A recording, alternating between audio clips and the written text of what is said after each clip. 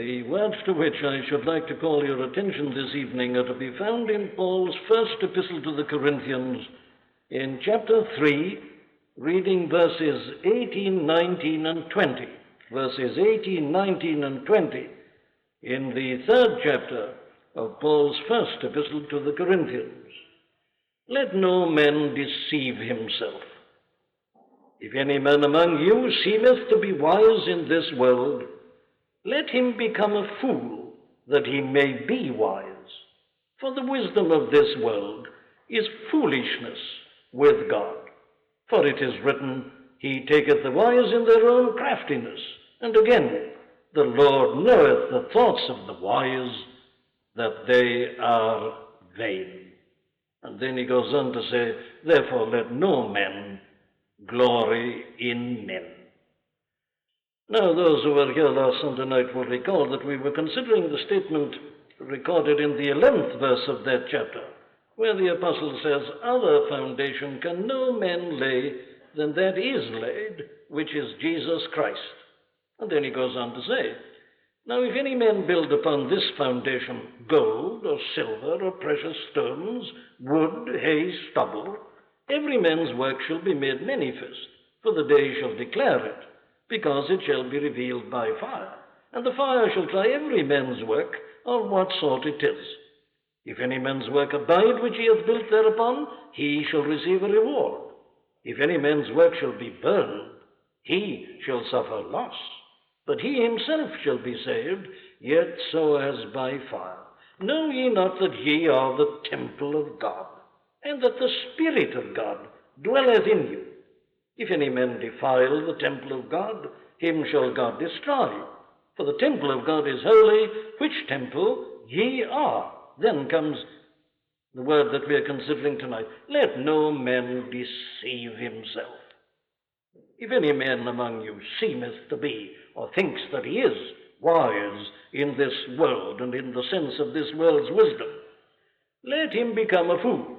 Let him become what the world regards as a fool, that he may be made really wise. For the wisdom of this world is foolishness with God. And he then proves that from two Old Testament quotations and ends by saying, therefore let no man glory in men. Now there is nothing, it sometimes seems to me, about the modern man which is quite so foolish as the way in which he seems to think that the conditions in which he finds himself are entirely different from the conditions and the position confronting all mankind hitherto. This is very characteristic of the modern man, that he believes his problems are new problems. Now, there is nothing, I say, that is quite so foolish about the modern anti-Christian point of view as just that. And there is a very simple way in which one can demonstrate that, and that is to say this.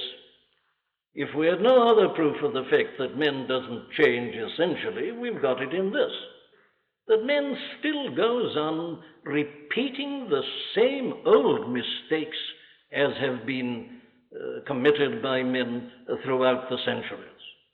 If you like that in a more philosophical form, you've got it in that adage of Hegel. We learn from history that we learn nothing from history. We go on repeating the same old mistakes. If that is true, more or less in general with respect to man and his conduct in this world, it is particularly true in the matter of his attitude towards this gospel. Now, the modern idea is, so many believe this, that they reject this gospel because of these new conditions in which they find themselves. They talk about the changed world in which we live, atomic age, scientific age, that everything is different, that man now has grown up, he has a different view with all the knowledge that he's got, that the whole situation is quite different, that whereas this old gospel may have been all right 100 years ago and 1,000 years ago and 2,000 years ago nearly, it's obviously monstrous and ridiculous to present it, the same gospel, to the modern men because of these changes that have taken place and because of this entirely new position in which he finds himself. Now, I'm saying that there is nothing which is really quite so foolish and so ridiculous as just that attitude. And I can prove that to you very simply. If we'd got nothing but this first epistle to the Corinthians and even these first chapters, we would be able to give the lie direct to this idea that modern man has about himself. He will persist in thinking that there's something ultra-modern in rejecting this gospel. Well, now, the answer, of course, is simply this, that there is nothing new about this at all. The gospel of Jesus Christ was rejected in the first century, at the very beginning. Our Lord himself was not only rejected, he was vilified, he was crucified. And these apostles, as they went round preaching, they were given the same treatment. They met bitter opposition. The apostle Paul himself had to meet it constantly. He was referred to in the great intellectual city of Athens, the Mecca of the philosophers, as this babbler. And here he reminds us that this gospel was something that was being rejected in his own day and generation. There's nothing new about the fact, then, of the rejection of the gospel. But I want to go further. Mankind is not only not doing anything new in rejecting the gospel, we see further that his reasons for rejecting the gospel are not new either. He simply goes on repeating the same things as have been said by men throughout the running centuries and were said even here away back right at the very beginning. Now, there are many reasons which men give for their rejection of the Christian gospel. But one of the commonest, and today especially, I suppose it is the commonest of all. It is rejected, I say, in terms of human wisdom, human knowledge, human understanding. And yet, here in this very section with which we are dealing, the apostle shows that that was the very essence of the rejection of the gospel by the Greeks in the first century, in Paul's own day and generation. That was the reason why they, the Greeks speaking generally, the philosophers particularly, rejected this gospel, regarded it as foolishness, and condemned it utterly and outright. Now, you see, therefore, there is nothing new about this at all. Indeed, this was so much the case in Corinth that the apostle devotes the first four chapters of this great epistle to deal with this very theme. And here it is dealt with once and forever. And yet the astounding thing is that people go on uttering these cliches, making these foolish claims, giving these ridiculous reasons for their rejection of the gospel, as if they were doing something which is absolutely new. It isn't. The Greeks, on the whole, rejected the gospel for this one reason, that it seemed to their natural human wisdom, which we call philosophy, it appeared to be utterly ridiculous, foolishness, folly, something that was really quite unworthy of their consideration. Now, this is obviously, therefore, a very serious matter. Now, we are concerned here not about details. The difficulty about the Greek rejection of the gospel was not that it dissented from particular details or points. It was entirely opposed to it. The whole thing was to them sheer folly. And it is because this is still true that I'm calling your attention to this whole matter. The difficulty today that people have with the gospel, as it is in the New Testament, that they reject it in total, the whole thing.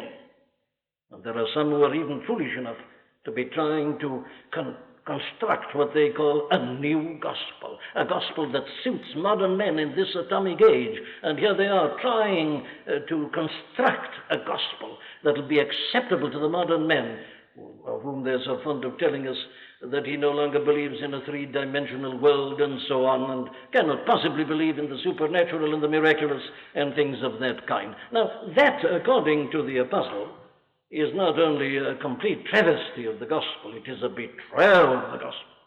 He wrote these 4 chapters specifically to deal with that very point. That was the thing that was happening in Corinth. There were these other teachers who were coming in and trying to introduce an admixture of philosophy, and Paul says, you mustn't do this. And that is why, as we saw last Sunday night, he says, other foundation can no man lay than that which is laid, which is Jesus Christ. And he goes on to say, not only that, be very careful what you erect on this foundation.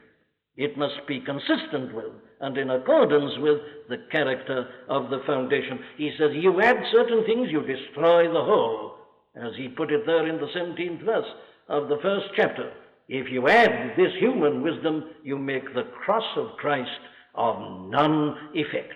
And yet, my dear friends, isn't that the very thing that is happening at the present time?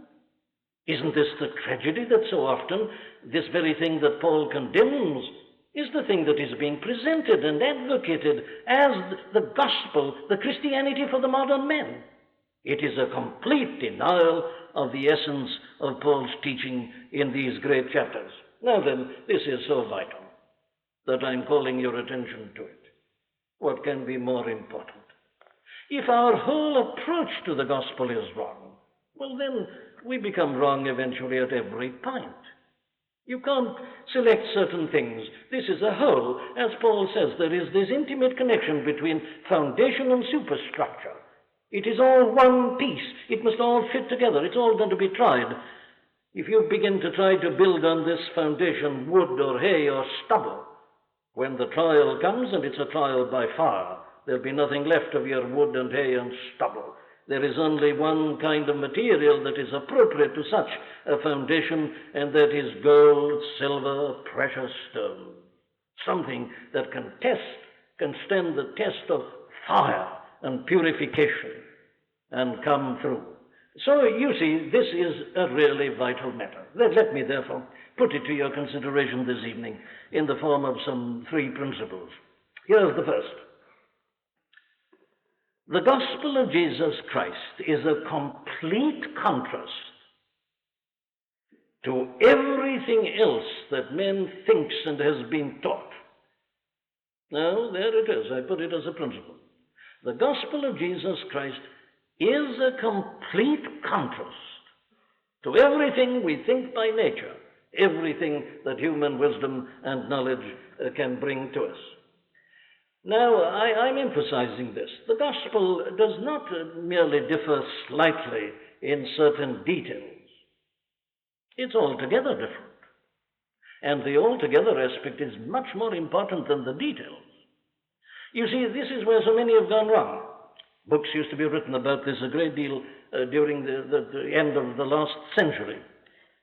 People used to point out how much of the teaching of the Sermon on the Mount could be found in Seneca and so on, and in various other Greek philosophers. And of course, that's perfectly true.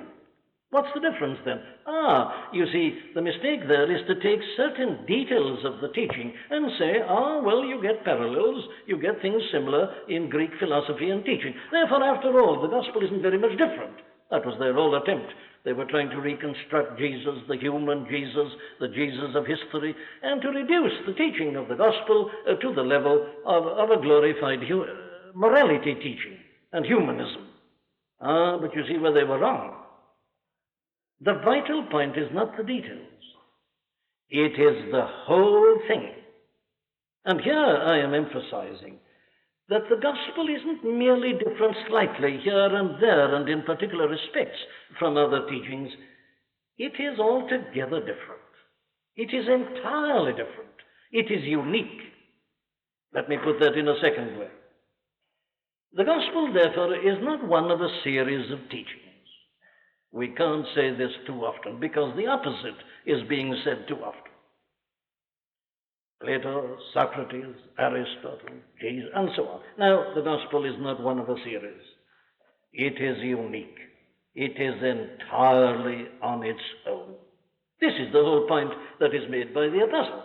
He contrasts the wisdom of God and the wisdom of this world. And he says that they're entirely different.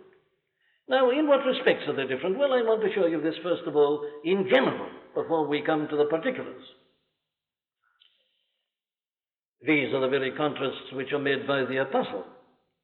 All other teachings confronting the human race tonight, at their best and at their highest, are all of men.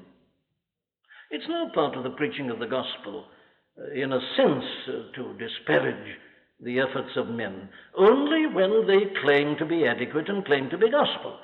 But the point about them all is, even at their best and their highest, that they're entirely and altogether of man. Take the most exalted teachings.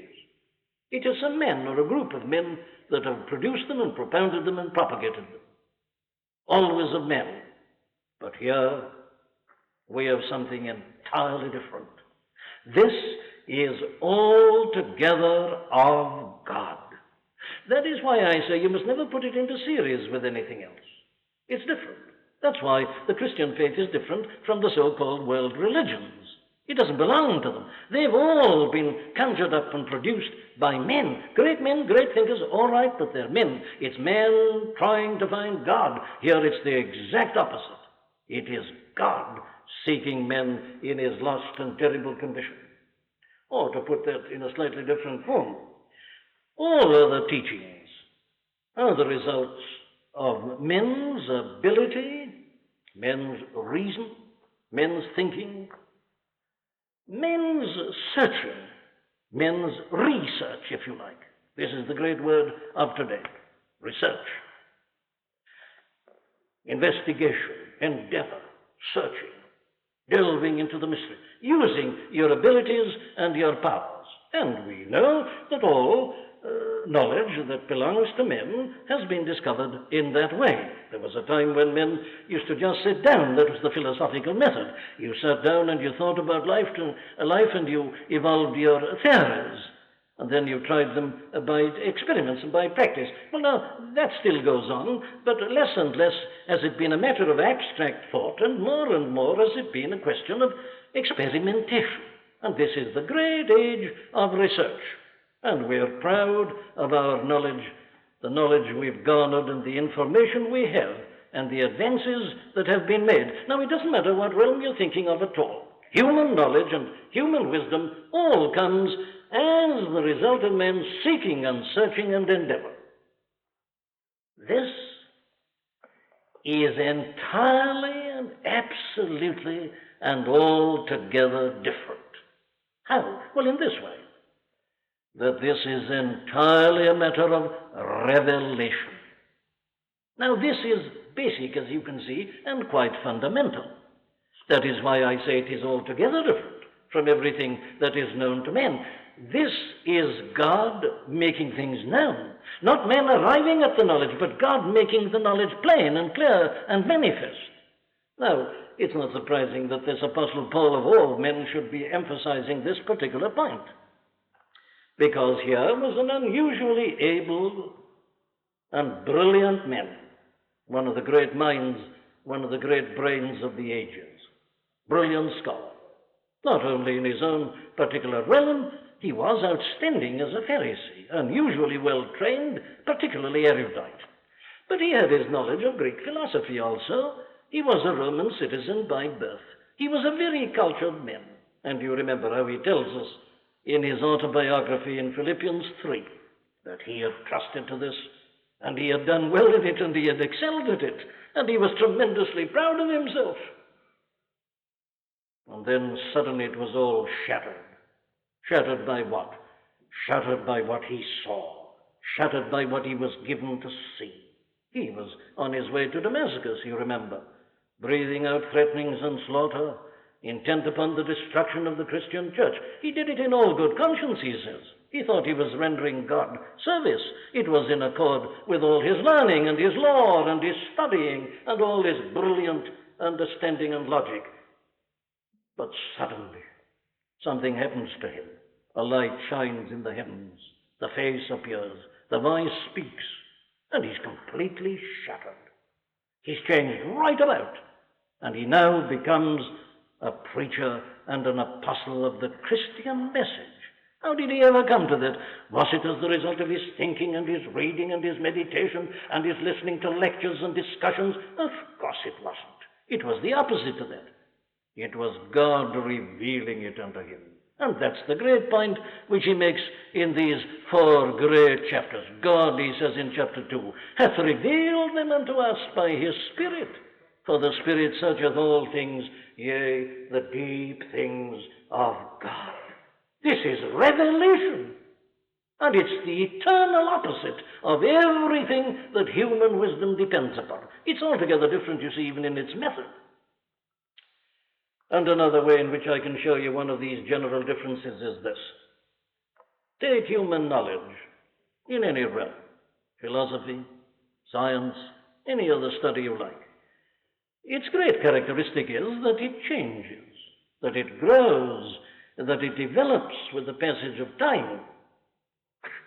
Needn't waste your time with this. I've often pointed it out to you. Take a textbook on medicine. They're always having to bring out new editions, and there are great changes. A textbook of 40 years ago, the kind of textbook I had to read, right out of date. It's no use reading that now. Knowledge advances, knowledge grows and develops, and it's the same in all these other realms. Constant change and development and so on. That's the characteristic of all human wisdom, in a sense, isn't it? I know we can make too much even of that point. I wonder how much further we've got as regards pure thought and understanding beyond the Greek philosophers. But we think we have. We certainly know facts and certain details of knowledge of which they were ignorant. This is the characteristic of man's wisdom, which he arrives at as the result of his own efforts and research. But when you come to this, my friend, it's altogether different. The great characteristic of this is that it's changeless, that it is eternal. It is called the everlasting gospel. Jude talks about the faith once and forever delivered to the saints. Now this, you see, is an absolute point. All other knowledge in all other realms, I say go in for the latest. Get the latest textbook. Generally the latest is the best. But when you come here, there is no change. There is no development. There is no difference. It is the changeless, everlasting gospel. We are face to face with truth, unchanged, unchanging. I'll go further. This cannot even be modified. And that was, as I say, the particular point that the apostle was making with respect to the church at Corinth. They were saying, all right, we agree about the foundation, but you don't stop there. They were adding to it, trying to introduce a bit of philosophy. Don't, says Paul, don't. You're modifying it. You can't modify this gospel. Because it is of God, it is eternal, it is changeless. It doesn't change with the passing of the centuries. So that there is no greater denial of this gospel than to say that because we are in the 20th century that we need a new gospel. That's to go back to man and to philosophy, to human wisdom. It is the exact opposite of this. This is God's, and it's once and forever. And lastly, on this general point, the great characteristic, of course, of human wisdom and of human learning is that it gives glory to man. So Paul ends off by saying here, therefore, let no man glory in men. You see what they were doing at Corinth, behaving like children, he says. One says, I'm of Paul. Says, no, says the other, Apollos is better. No, wait a minute, says the Cephas is the man, you know. And here they were, dividing up Christ and the church into factions, into rival groups, in terms of men. I said at the beginning that the world doesn't change. And it doesn't. The modern world is doing exactly the same thing. I was thinking to myself as I was preparing this meditation of the fashions that I have seen coming and going in the realm of religion during my lifetime, during my period in the ministry. You know, there were certain names 40 years ago you never hear the mention of. The modern man probably has never heard of them at all. Certain name, this is it, this is the man. And everybody runs after him, they all buy his books. Quite forgotten by now, another one comes up, this is the man. And so they do it, you see. These fashions come and go. Karl Barth came along, it was all Karl Barth, but he's on the wane now. Bultmann, thus they come. Brunner, largely forgotten. Niebuhr, forgotten. Tillich, and so on. You see, these names, Paul, Apollos, Cephas, And so they cling to men and they glory in men. This is a marvelous teaching, they say, and they run after this teaching and that. They're still doing it exactly as they did in the first century. You see, it's human teachers that matter. So we're always waiting for a new book, waiting for a new insight, waiting for some genius to appear who will speak the magical word. And he comes and he goes, and another comes, and we wait, and on we go. Oh, the difference when you come to this. There's no glory for men here. The glory is entirely God's. Do you notice how Paul ended that first chapter of his? Of him are ye in Christ Jesus, who of God is made unto us wisdom and righteousness and sanctification and redemption, that according as it is written, he that glorieth, let him glory in the Lord. The glory, the credit, the honor is here entirely God's and not men's at all. Now there, you see, are some of the ways in which we see that the gospel is altogether and entirely different in its whole approach, in its very essence and genius, from all the teachings of men. So I go to my second principle, which is this one. Because all that is true, the gospel is consequently something that is beyond men's understanding. Now, I'm dealing here with the very essence of the modern position. Man doesn't realize that it's different. Then, you see, here is the second point, and this is a very vital one. But I lay it down as a proposition. Because the gospel is what it is, it follows of necessity that it is something beyond men's understanding entirely. Now then, here is a very crucial point. This is the reason why so many reject it. This is the great stumbling block. Man by nature is a philosopher. It's a part of his pride. He wants to understand everything. He says, I'm not going to believe a thing if I don't understand it. Incidentally, he believes a great deal without understanding it. I've often used the illustration of electricity. We still don't know what it is, but we use it, don't we? But man says, no, I'm not going to believe, I'm not going to allow it to do anything to me unless I can understand it. And this is the great stumbling block. Man can't understand this. Because he can't understand it, he rejects it. But it's a very vital point, because it determines, I say, our whole approach to the gospel. We come with our natural understandings, and we want to know, we want explanations, we want to understand. And here it is absolutely fatal. Now, let me demonstrate this. Why is it that men cannot understand this gospel? Well, the first answer I've already been giving to you. Because it is the result of God's mind, God's thinking, God's own understanding. That alone is a sufficient answer. This is the mind of the eternal, the everlasting God. And his way is a supernatural. It is a miraculous way. Now, let's be clear about this. The gospel of Jesus Christ is frankly miraculous and supernatural. If it were not, it wouldn't save anybody. It is because it is supernatural and miraculous that it holds out any hope for us at all. Man, as I showed you last Sunday night, has completely failed. He cannot lay a foundation. God can. And God does it because he is God, and it's supernatural. It is miraculous. And therefore, by definition, it is something that eludes our understanding.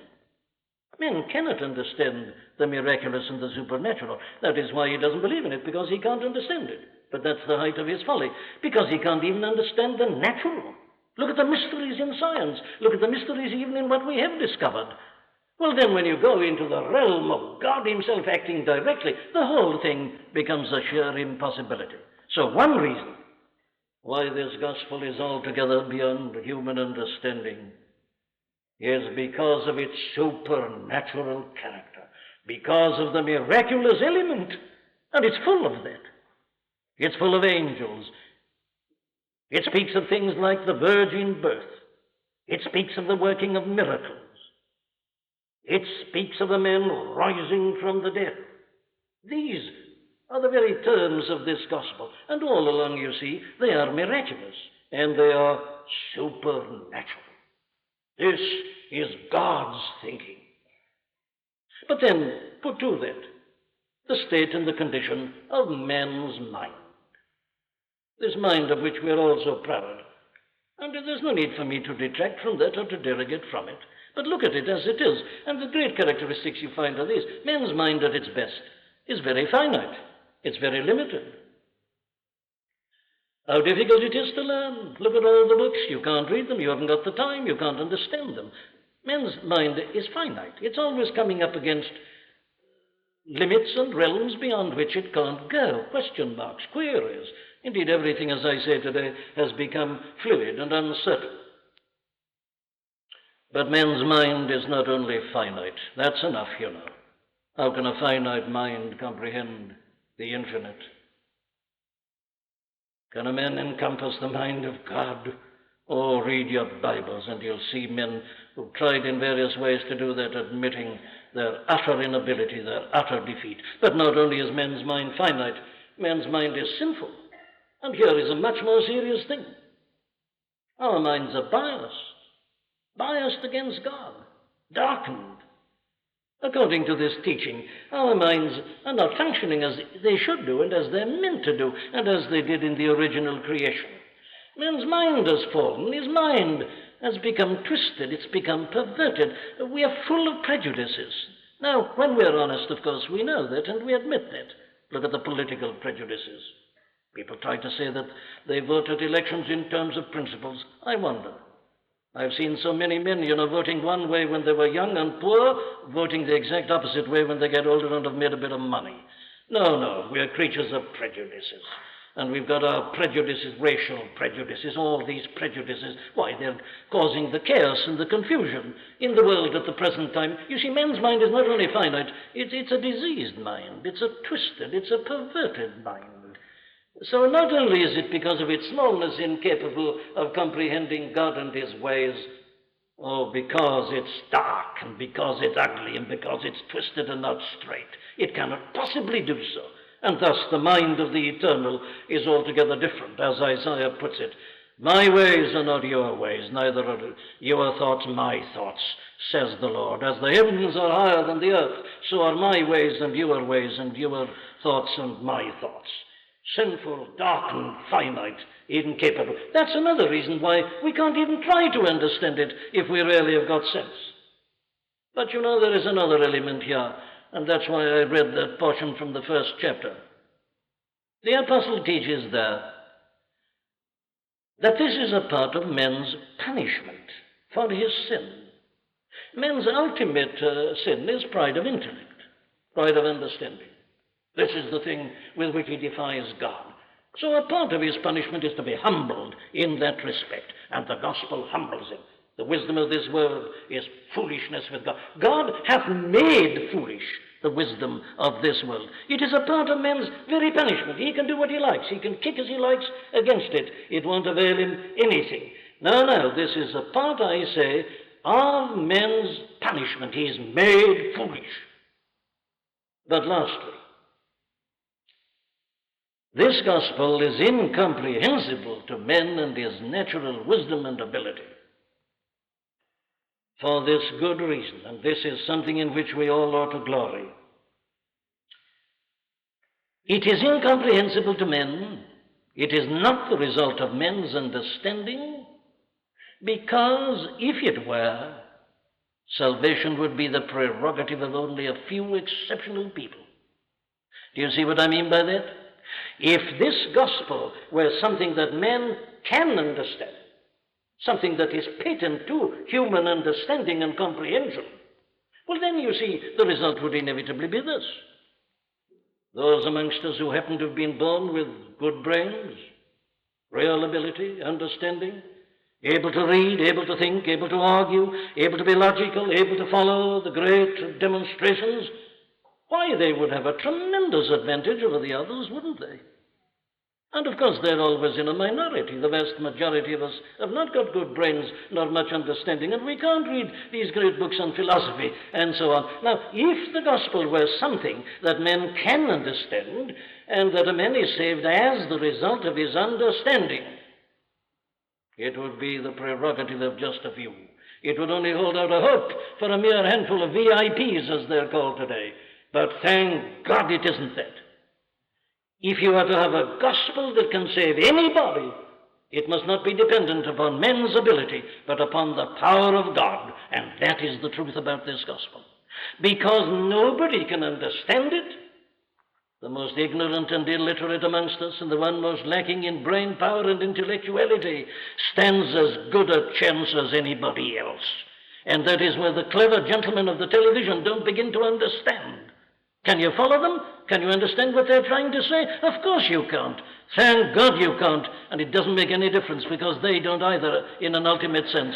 No, I say thank God for a gospel which does not depend upon my understanding, but is the power of God unto salvation, the revelation that the Spirit of God can make to all and sundry, to any man. I have a gospel that gives the hope to the most illiterate sinner in London tonight. Thank God for it. No, it's altogether different. And it is entirely beyond human understanding. That brings me to my last big principle, which is this one. I want to show you now how in actual practice, with regard to the problems confronting us, this gospel does differ in every way from all men's ideas, or if you like, I'm going to show you how God, in his way of salvation, has made man's wisdom look utterly ridiculous and foolish. This is what we are told. The wisdom of this world is foolishness with God. God hath made foolish the wisdom of this world by the gospel. How does he do so? Well, you can see that by looking at the extraordinary contrast between the two things. And I say again that it is a complete contrast. I repeat that because if you don't grasp that, it's no use going on to consider details. Somewhere or another, if you don't grasp these fundamental principles, you'll be getting up at a certain point and saying, "Now I don't quite understand that. I say you mustn't. The foundation and the superstructure are all one. You mustn't bring in your philosophy at any point. The moment you do, you make it all of no value. It is altogether and entirely different. Let me show it you. Now, look for a moment at man's wisdom, by which we mean this. Man confronting the problem of the human race tonight, and man confronting his own personal problem. Now, this is what we all should be doing. All honor to the men who are trying to do this. But I want to show you the utter folly of trusting to men's wisdom with regard to this great problem. Why is our world as it is? Why is there so much unhappiness in life? Why is there personal failure? Here are the questions. Now, look at men's wisdom facing this situation. These are the characteristics of men's wisdom. It always starts with men. Always starts with men. Starts with men and the human seed, and begins its investigations from that point. I think you'll all agree with that. That's always its starting point. Sociology, humanism, these are the terms. They give themselves away. They show that they think men alone matters. Man is the center of the universe. Everything revolves around men. So you start with men and you end with men. That is the great characteristic always of human wisdom. It must be, of necessity. If you know nothing beyond that, well, you're bound to start with it, and it always does. The second thing that characterizes it is that it always thinks that this problem is mainly an intellectual problem. Now, I could give you many examples and illustrations of what I'm saying. Are they not celebrating this year the centenary of the birth of the late Mr. H.G. Wells? Now, there is a typical representative of this worldly wisdom, this human wisdom, a man who ridiculed Christianity for the reasons I've been giving. Here he is, typical. And his books were very popular, kind of modern prophet, modern philosopher. And that was the essence of his teaching always, that the problems of mankind are intellectual, primarily, essentially, intellectual problems. He always said this. He said that what men needed, therefore, was education and so on. And that is why you remember the last book that he wrote, in a spirit of great dejection during the last war, bore this most significant title, Mind at the End of Its Tether. He couldn't understand why we'd had another world war. Why didn't man learn? The problem's an intellectual problem of education. So he used to be editor, you remember, of certain encyclopedias of science and of this and that, giving men knowledge and information. It was purely an intellectual problem. That is the essence of human wisdom. It was with the Greek philosophers. They sat down and thought about the problems. They drew up their utopias. They said, now, man needs to be instructed. This is what he needs. It's an intellectual problem. But then come to a practical matter. What is the view taken by worldly human wisdom of man himself? This is the crux of the problem. What is its view of man? What is its view of the nature of man? Well, you're familiar with this. I needn't keep you. It is that man is essentially an animal. They say a reasoning animal. His cerebrum is developed a little bit more than that in the case of animals, but he's an animal with this developed cerebrum, so he's a reasoning animal. And he is developing. Now, but this is the crucial thing. You say, well, now, why does man behave as he does? Is he bad? Is he evil? Is he wrong? And the reply is, of course he's not. They say man is essentially good. You mustn't say man is bad. They say the Bible talks about sin, and it's an insult to human nature. It's the thing that's been the greatest drag upon the forward march and development of the human race. Mankind has been kept down by this notion, this doctrine of sin, that man is evil, that he's wrong, that you can't trust him. It's not true. Man is essentially good. He's noble. There are excellencies within him. He wants the best. The trouble is his environment. He doesn't get a chance. Man, they say, is essentially good. They reject and resent this doctrine of sin that you have in the Bible and in the message of Christianity, because their view of human nature is that it is essentially good. Well, then you ask, what is man's need? Well, they say this is quite clear. What man needs is a little bit of help. He's got that within him which is improving. He wants to get better. He's trying to get better. What man really needs, we are told, is to be improved. All he wants is more knowledge, more instruction, better examples. You see, they've sometimes put it like this, that what man needs is to get his mind and to rub that mind against the mind of these great thinkers and philosophers. If then man will improve, he'll begin to think properly. But man's fundamental need, we are told, is to be improved, to be educated, to be made better. Indeed, there is a process that's already doing it, but this needs to be helped, so we multiply our education and our cultural institutions, and thus we are going to improve man by a gradual process. And that lastly leads to this, you see, that confidence is being placed in man's ability to save himself. It is basic to man's wisdom with regard to the problems of men and the great problem of salvation. Man has got it in him to save himself, his society, and his world. He's got the mind, and it needs training and instruction, but he's got the willpower. Tell him what to do, and he'll rise up and do it. So you exhort him and you instruct him. You see, the essence of the position is this, in a sense, that man is regarded as a good being, full of love, but he hasn't had a chance. His environment is against him. You remember the emphasis that used to be placed upon poverty and slums as if they were the sole cause of sin, not realizing that those who lived in palaces and had more money than they could handle were guilty of exactly the same things. And by today, of course, we are being told that most of our problems are due to our affluence. Once upon a time it was men sinned because they were poor. Now we are told they sin because they've got too much money. You see, it's all a matter of environment. And therefore you must improve the environment. We're always being told this. And man is ready to respond. Give him a chance, and he'll save himself. This is the essence of man's wisdom, of humanism, call it what you will. It believes that man has it in himself, by his own effort and moral striving and diligence and application, to redeem himself, his own life, and that of society. There are the characteristics of human wisdom. What of God's wisdom? Can't you see that it's the exact opposite? Can't you see that it makes men's wisdom look utterly ridiculous and foolish? But, my dear friends, even before I mention what this has got to say, doesn't contemporary history make men's wisdom look foolish? Why is the world as it is?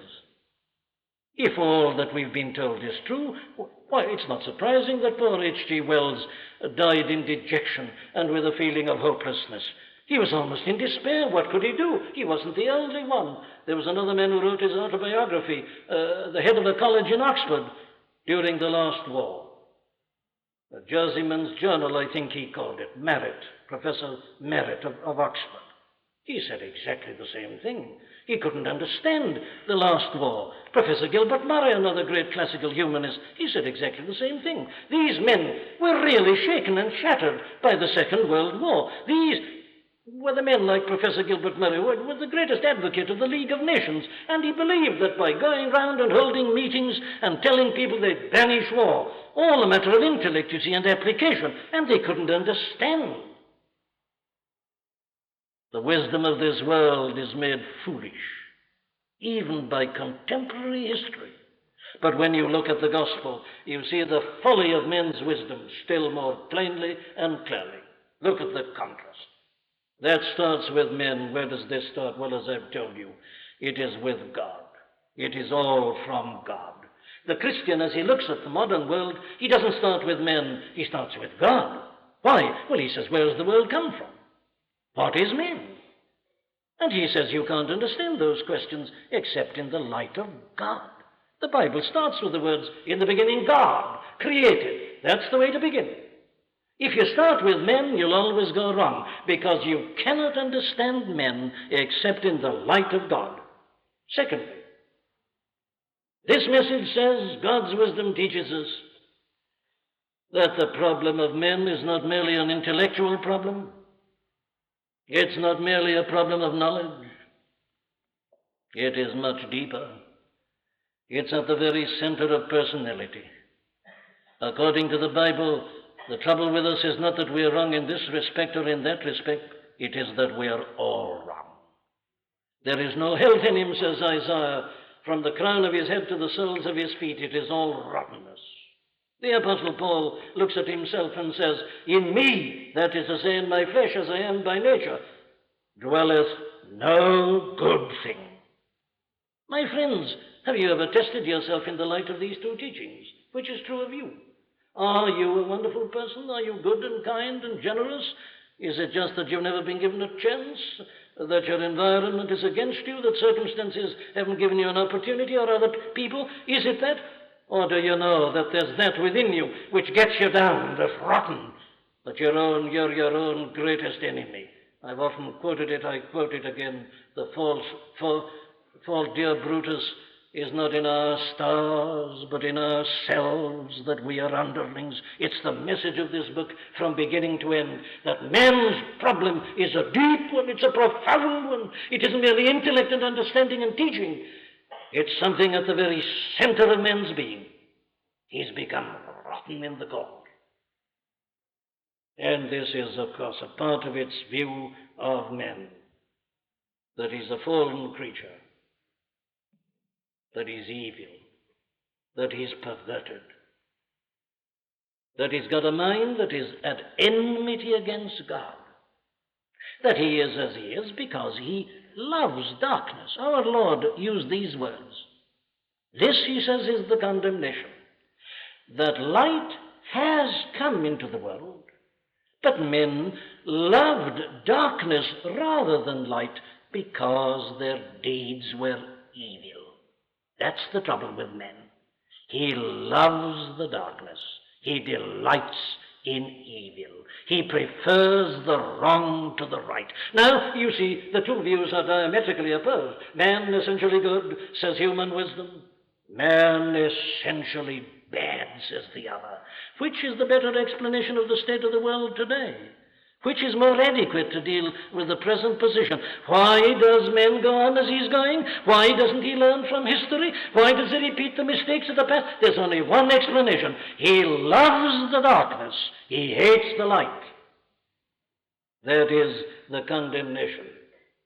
Or as the Apostle Paul puts it in writing to Titus, he says, do you remember? There was once a time when all of us were hateful and hating one another. That, according to the apostle, is the condition of mankind by nature as the result of sin. Not nice, good creatures, waiting for an opportunity to do good. Oh, no. Hateful creatures, hating one another. And how true it is. Look at your modern society. How many of these politicians trust one another? I'm not talking now about the different parties. How many of them trust one another in the same party? Hateful and hating one another, selfish, self-centered. This is God's wisdom with regard to men. It's the exact opposite of the other. The whole basis is different. Indeed, it tells us that we're all guilty and under the wrath of God. What is man's need, therefore? Is it instruction? Is it enlightenment? Is it education?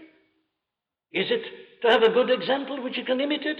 Is that going to deal with this problem? Is the problem only in man's mind? No. We've seen it's deeper. It's in the very warp and woof of man's evil nature. And all the education and philosophy and culture leaves man as he was. Indeed, he seems to be getting worse. What's his need? And here is the eternal answer. He needs God. He's in trouble because he's estranged from God, because he's lost the face of God, because he's no longer under the blessing of God.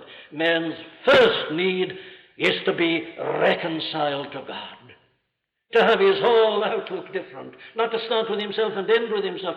Start with God and continue with God. God the center, God the beginning and the end.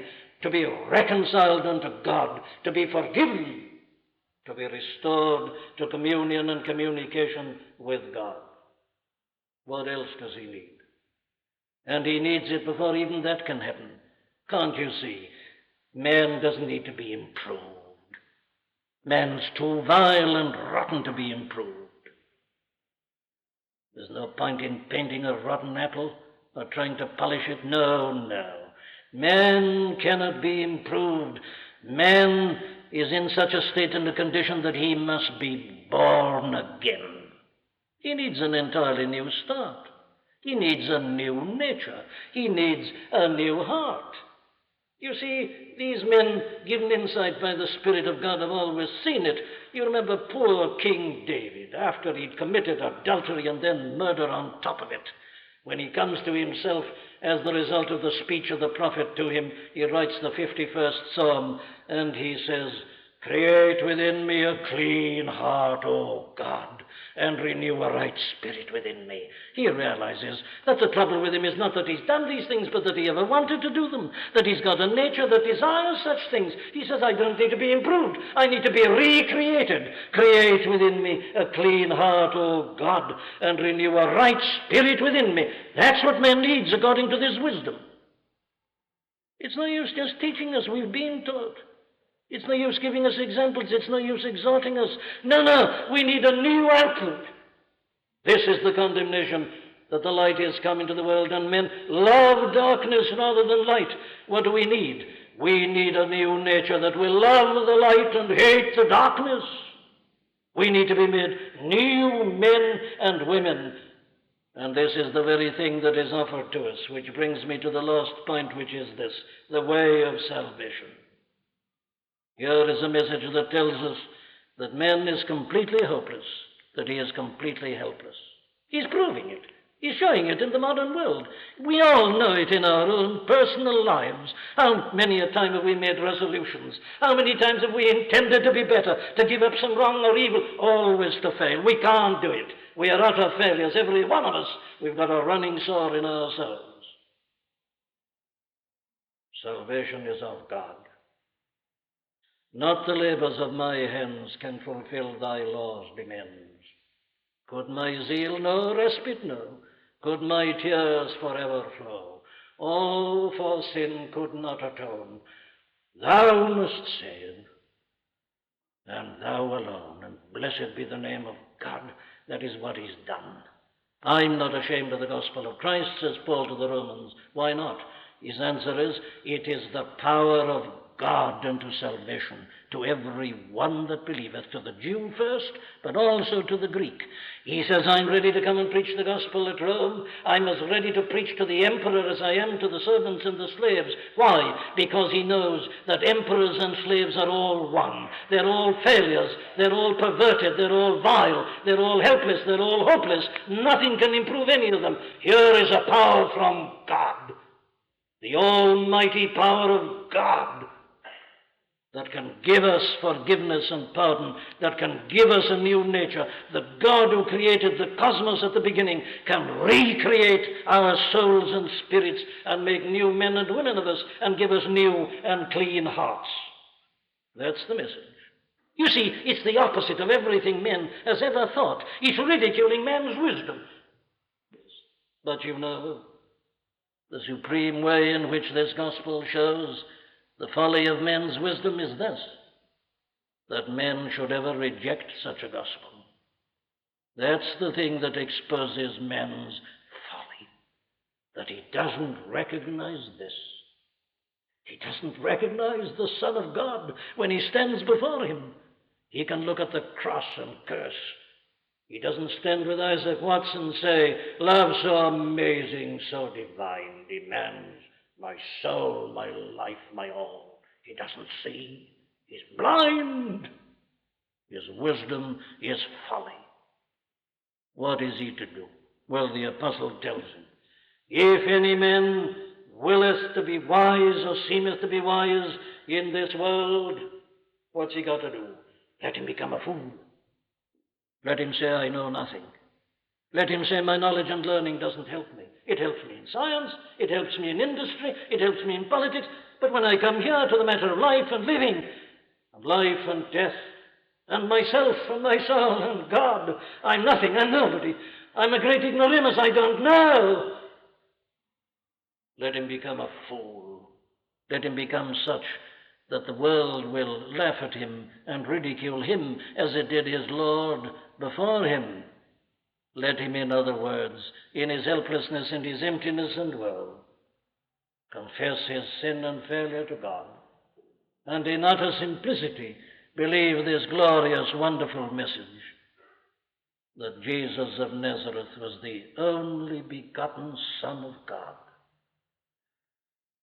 that apparent man is God incarnate, that one dying on the cross is the author of life, the miraculous intervention of God, sending his only Son, living a perfect life, working miracles, showing his Godhead, conquering even death and the grave, able to give through the Holy Spirit something of his own glorious nature to those who believe in him. If any man willeth to be wise in this world, let him become a fool. Let him believe this gospel as a little child in simplicity, and he will begin to partake of the wisdom of God and be able to claim with the apostle in what he says at the end of the 2nd chapter, we have the mind of Christ. Let him become a fool, and he will be made wise with a wisdom transcending man's at its highest, the wisdom of God himself. Have you become a fool? Have you asked him to have pity upon you? Have you asked him to work the miracle upon you, the miracle of the new birth, the understanding of the things of God?